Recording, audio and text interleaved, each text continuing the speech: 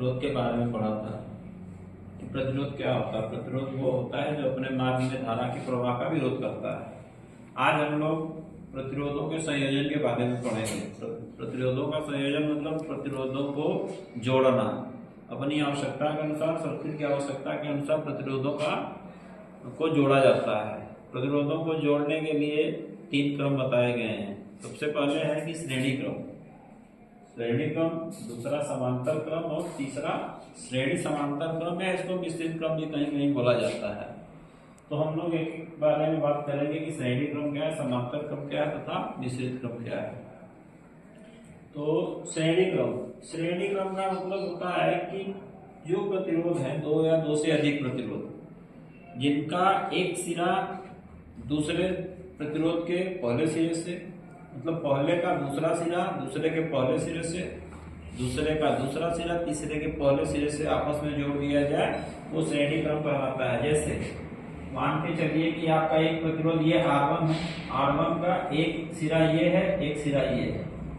तो R1 का पहला A दूसरा B, तो B को दूसरे के A से, दूसरे के B को तीसरे के A से ऐसे करके जोड़ देते हैं। इसमें सबसे बड़ी बात ये होती है कि इसमें जो धारा का प्रवाह होता है, धारा के प्रवाह का केवल और केवल एक ही रास्ता होता है। इसमें जो करंट प्रवाहित होती है वो केवल एक ही रास्ते से प्रवाहित होती है। इसमें एक से ज्यादा रास्ते नहीं होते। जैसे हमने इसको दिखाया है आपको कि ये रजिस्टर R1 है, ये R2 है, ये R3 है। यहाँ से पावर सप्लाई के द्वारा V वोल्ट अप्लाई किया गया, तो ये यहाँ से करंट का प्रवाह हो रहा है। तो करंट का प्रवाह I, जो I है, ये I सीधे इस रास्ते से जाती है और प्रत्येक प्रतिरोध में से बराबर प्रवाहित होती है। इसमें कोई दूसरा रास्ता नहीं, इसलिए करंट के बटने की तो कोई बात ही नहीं है। तो इसमें जो करंट है उनका मार्ग एक है, और लेकिन इसमें जो वोल्टेज ड्रॉप है वो प्रत्येक रजिस्टर के अक्रॉस अलग अलग हो सकता है। वो डिपेंड करता है कि रजिस्टेंस की वैल्यू क्या है। यदि यहाँ डिफरेंट वैल्यू है, अलग अलग वैल्यू है, कोई 10 ओम का है, कोई 15 ओम का है, कोई 18 ओम का है, तो प्रत्येक रजिस्टर के अक्रॉस वोल्टेज ड्रॉप अलग अलग होंगे। लेकिन यदि रजिस्टर समान है तो वोल्टेज ड्रॉप समान होता है। तो इसमें जो अप्लाइड वोल्टेज V है, प्रत्येक रजिस्टर के अक्रॉस वोल्टेज ड्रॉप के योग के बराबर होता है। मतलब कि यदि हम इसको Vt से संबोधित करें तो Vt equal to V1 plus V2 plus V3, V1 V2 तथा V3। तो Vt बराबर V1 plus V2 plus V3 होता है। अभी आप लोग इसमें देखें कि इसमें करंट, चूंकि पूरा कुल करंट एक ही है IT, वो IT इसमें से भी जाएगी, इसमें से भी जाएगी, इसमें से भी जाएगी। अर्थात इसमें बोला जाए तो करंट का मान समान होता है और वोल्टेज का मान अलग अलग होता है। अलग अलग वो डिपेंड करता है रेजिस्टेंस की वैल्यू पे। ठीक है, तो अभी Vt बराबर V1 plus V2 plus V3 होता है। इसमें चाहे रजिस्टर कोई भी हो, करंट का मान समान है। तो अब इसमें हम देखते हैं कि ओम के नियम के अनुसार V बराबर I इंटू R होता है। According to Ohm's law V is equal to I into R।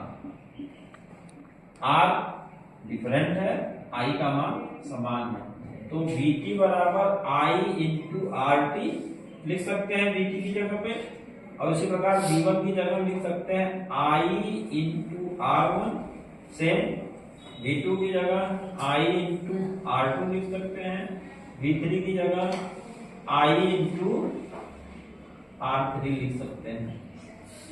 तो अभी I सबका बराबर है क्योंकि एक ही रास्ता है, तो हम यहाँ से I कॉमन ले लेते हैं।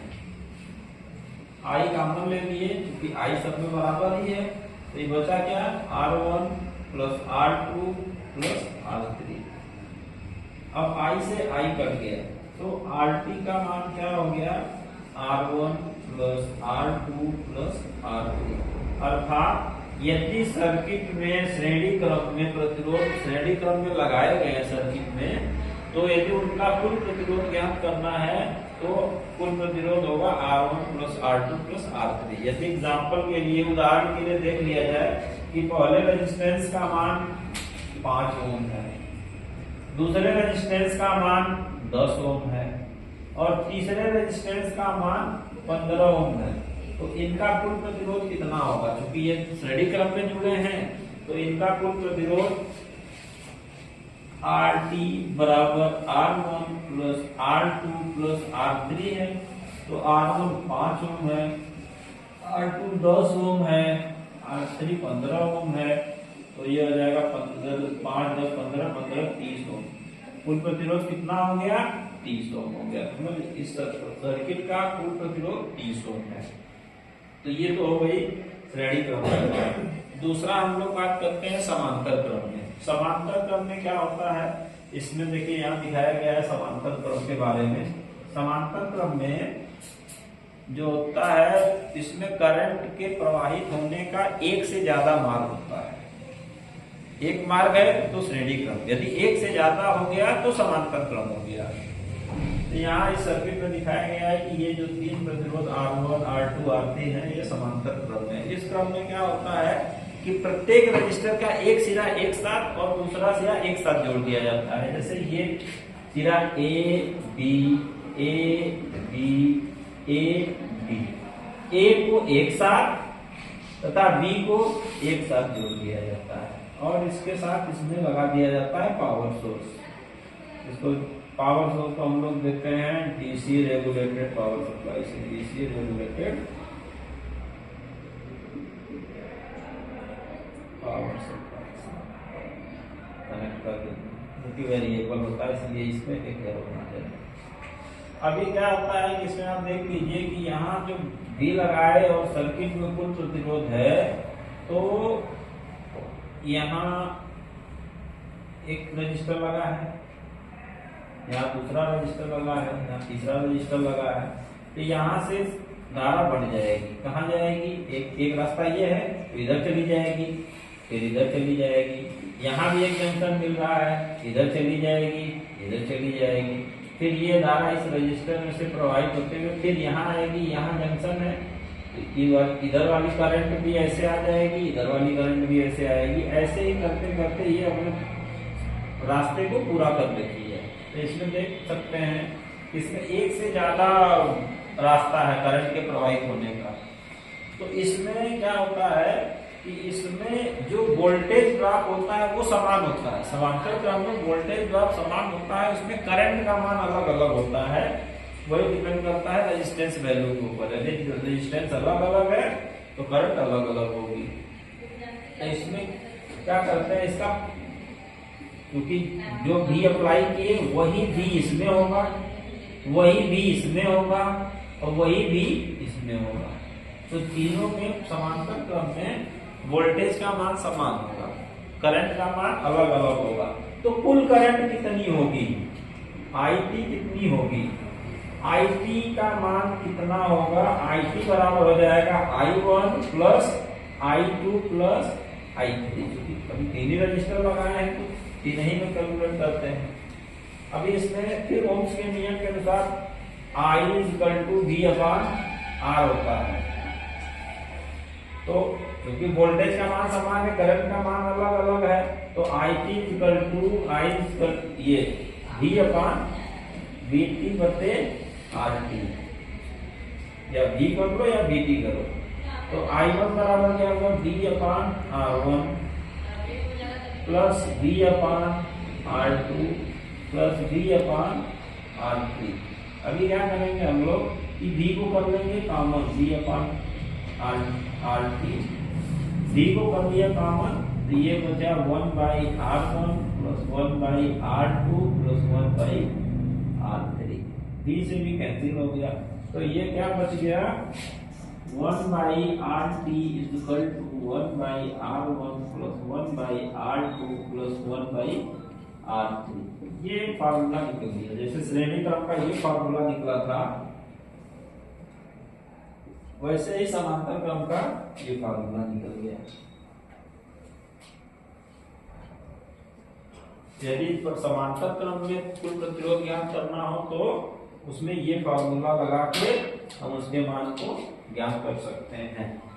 अभी एक उदाहरण के लिए देख लेते हैं कि ये जो रेजिस्टेंस है वो 5 ओम का है, ये रेजिस्टेंस 15 ओम का है और ये रेजिस्टेंस 20 ओम का है। तो इस सर्किट का पूरा कुल प्रतिरोध कितना होगा, अर्थात क्योंकि समांतर क्रम में है तो समांतर क्रम में RT का मान कितना होगा। तो क्योंकि जो दिया हुआ है क्या, R1 बराबर 5 ओम, R2 बराबर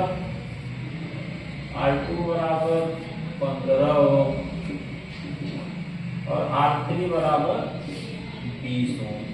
अब चूंकि समांतर क्रम में जोड़े गए हैं तो समांतर क्रम का फॉर्मूला ये होता है, तो यहाँ लगा के देख लेते हैं 1/RT equal to 1/R1 plus 1/R2 plus 1/R3। तो 1/5 प्लस 1/15 प्लस 1/20 एलसीएम लेते हैं तो कितना आ जाएगा, 15 गुना 30, कितना एलसीएम आ जाएगा 5,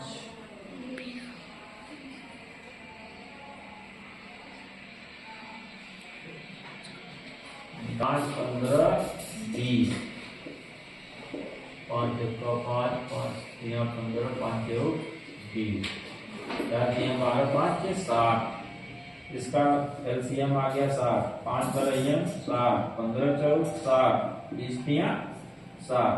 तो यदि टोटल देखा जाए तो 12 4 16 3 19, 19/60, ये 1/RT हो गया। 1/RT का मान आ गया 19/60। सब लोग क्या करते हैं कि मेजर प्रॉब्लम यही होती है कि लोग 1/RT निकाल के बोलते हैं कि सर ये आ गया रेजिस्टेंस का मान, जबकि ये गलत है। ये क्या है कि ये 1/RT का मान आया है, न कि RT का मान आया है।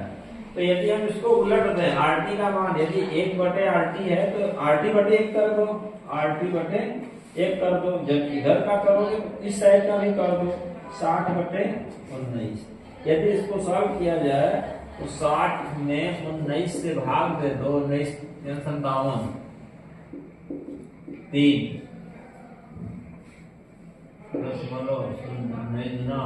1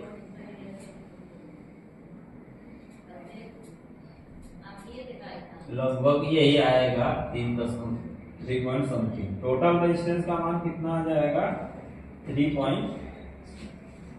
ओम।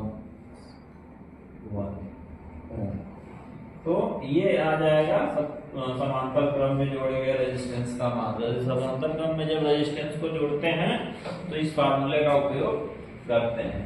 इसी प्रकार तीसरा है मिश्रित क्रम। मिश्रित क्रम में ये देखते हैं कि जो सर्किट है, सर्किट में श्रेणी क्रम में कितने रेजिस्टेंस दिए गए हैं और समांतर क्रम में कितने रेजिस्टेंस दिए गए हैं। उसी हिसाब ये जो कोई फार्मूला बताए हैं या जो सिम्टम बताए हैं उसी के अनुसार ये चीज ज्ञात किया जा सकता है। जैसे एक सर्किट हमने बनाया है, उसको आप देख के समझ पाएंगे तो समझ जाएंगे कि ये मिश्रित क्रम क्या होता है। मिश्रित क्रम के लिए देखते हैं, सबसे पहले हम देखते हैं कि यहाँ से वोल्टेज जो दिया गया, करंट इधर गई आई।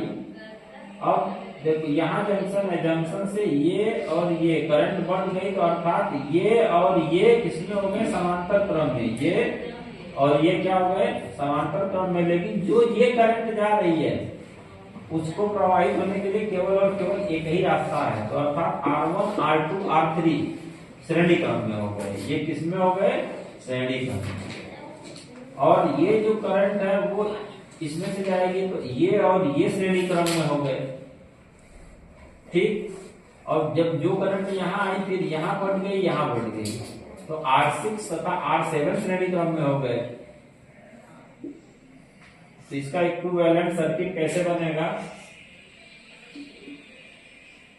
ये तीनों रजिस्टर को जोड़ने के बाद एक ये रजिस्टर हो गया, ये तो श्रेणी क्रम में है ही, ये दोनों को जोड़ने के बाद ये रजिस्टर हो गया, इन दोनों को जोड़ने के बाद एक रजिस्टर ये हो गया, ये रजिस्टर ऐसे बन गया, एक तो ये हो गया, एक रजिस्टर,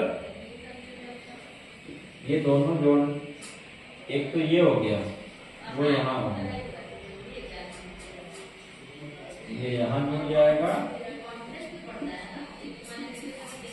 ये सर्किट बन जाएगा। हाँ?